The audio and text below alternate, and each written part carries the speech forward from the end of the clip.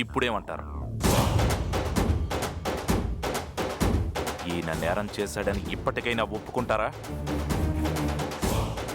ఆపు.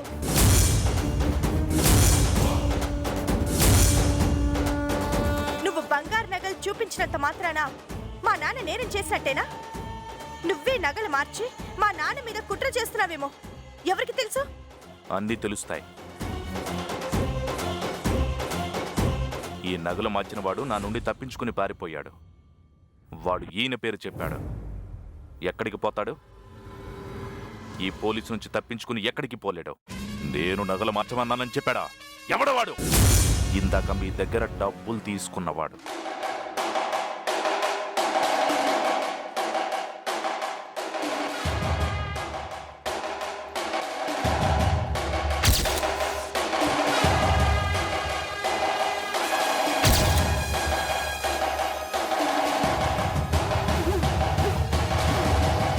చెప్పండి, మీరు వ్యక్తికి డబ్బులు ఇచ్చారా లేదా?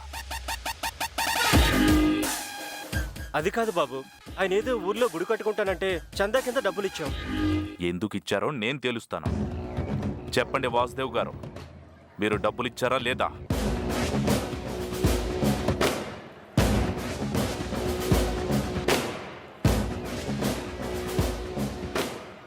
ఏయ్ పోలీస్ ఆఫీసర్, ఏదో ఒకటి చేసి మా నాన్న నేరం చేశాడని నిరూపించాలని చూస్తున్నావేమో. అసలు ఆ నగలు చేయించింది మా నాన్న.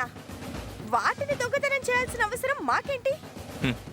నటన, అంతా నటన. మంచితనమనే ముసుగు వేసుకుని జనంలో గొప్పవాడు అనిపించుకోవడం కోసం అందరికీ తెలిసేలా నగలిచ్చాడు. వేరే వాడి చేత నగలు మార్పించి తన నగలు తను తీసుకుందాం అనుకున్నాడు. Bad luck. వాడు నాకంట పడేసరికి ప్లాన్ మొత్తం బయటపడిపోయింది. ఇందాకటి నుంచి వాడెవడో దొరికాడు, వాడెవడో ఇచ్చాడు అంటున్నావు. మరి వాడిని ఎందుకు వదిలేసావు? తీసుకురావాల్సింది. చెప్పాను కదా, తప్పించుకుని పారిపోయాడని. వాడిని తీసుకొని రానప్పుడు మా నాన్నని దోషం చేసే హక్కు నీకు లేదు. మీ నాన్న ఒక వ్యక్తికి డబ్బులిచ్చాడో లేదో ఇప్పుడే మీ నాన్న నోటితోనే చెప్పిస్తాను. చెప్పండి సార్, నిజంగా మీరు నిజాయితీ గలవారైతే ఇందాక ఒక వ్యక్తికి మీరు డబ్బులు ఇచ్చారా లేదా?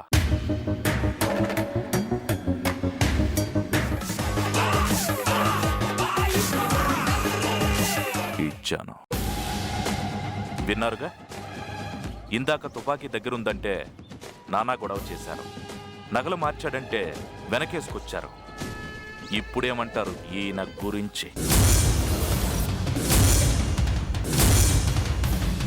గుడిలో బంగారు నగలు దొంగతనం చేయించి వాటి స్థానంలో నకిలీ నగలు పెట్టినందుకు నేను మిమ్మల్ని అరెస్ట్ చేస్తున్నాను. పదండి స్టేషన్కి.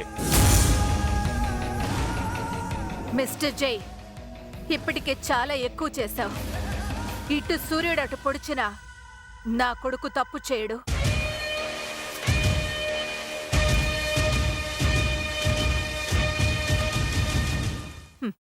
నా కొడుకుని అరెస్ట్ చేయాలని చూస్తే నా రాజకీయ పరపతిని ఉపయోగించి నీ మీద యాక్షన్ తీసుకోవాల్సి వస్తుంది. నువ్వు ఇంకేమన్నా చెప్పాలా? ఇంకేమన్నా అబద్ధం చెప్పాలనుకుంటే చెప్పేయి. నేను చూడాలనుకుంటున్నాను నన్ను మోసం చేయడానికి నువ్వు ఎంత నీచానికి దిగజారగలవు అని. ఎందుకు ఆలియా, ఎందుకు నువ్వు ఇలా చేసావు?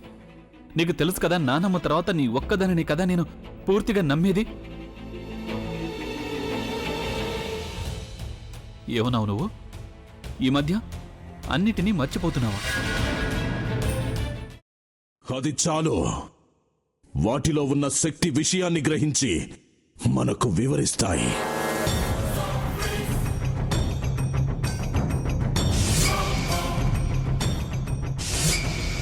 ఎవరు ఆ దండ విప్పొద్దు, గది తలుపులు తెరవద్దు.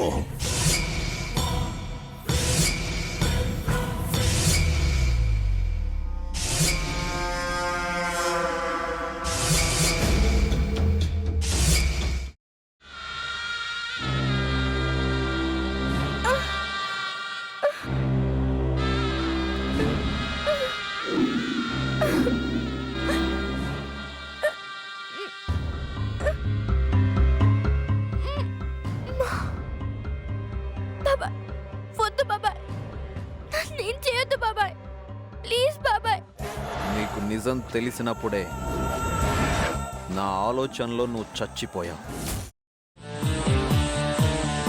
అబ్బా ప్లీజ్ కొంచెం తినండి ప్లీజ్. భీమారావు గారు, మీరా? ఇగో మీరా కాదు సక్కుబాయ్. అవును, మీ పనామే లేచిపోయిందని చెప్పి కంప్లైంట్ ఇచ్చినావు కదా. రేయ్, ఆయన కంప్లైంట్ ఇచ్చింది లేచిపోయిందని కాదు, కనిపించడం లేదు అని. అచ్చా, అట్లానా? సరే మేడం. ఇడియట్. ఆ వంట మనిషి పేరేంటన్నారు? రత్తాలు మేడం. ఏం పెద్ద మంచి, నీ వంట మంచిని కూడా మేడం అని పిలుస్తావా? రేయ్ హాఫ్ బ్రెయిన్,